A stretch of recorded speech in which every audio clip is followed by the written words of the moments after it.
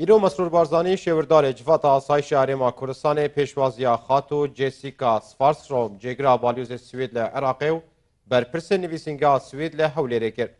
ده هفدیتنگه دا گفتگو لدور داوی پرسندنین سیاسی و امنین عراقی و دوری و بربروبونا تروریستین داعش هاته کرد. هەر لەو دیدارەدا ئاماژە بەوەدرا کە هێزی داعش لە چاوپێشوو لاواز بووە ئێستا ئەوان زیاتر بەرگری دەکەن لەوەی بیانەوێن ناوچەی دیکە داگیر بکەن لەو بارەوە ڕاوێژکاری ئەنجومەنی ئاسایشی هەرێمی کوردستان ڕایگەیان کە دەبێ ئامادەکاری بۆ قۆناغی دوای داعش بکرێت و خەڵکی خۆجەی ئەو ناوچانەی ڕزگار دەکرێن لە بەڕێوەبردن و پاراستنی ناوچەکانیان بەشدار بن.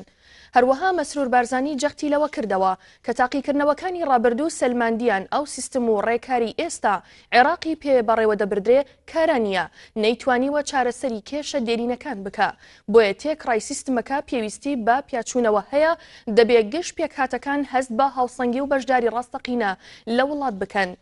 لە دیدارەکەدا گفتوگۆ لەبارەی ڕێککەوتنی ئەم دوایی نێوان هەولێر و بەغدا و کێشە هەڵپەسێردراوەکان کرا لەو بارەوە ڕاوێژکاری ئەنجومەنی ئاسایشی هەرێمی کوردستان ڕایگەیان. بڕینی قوتی خەڵک و تێکەڵاوکردنی بە سیاسەت ناڕوایە نابێت لە جێبەجێکردنی ئەرکدا بە عێراقی دابنرین و لە مافیشدا بێبەش بکرین.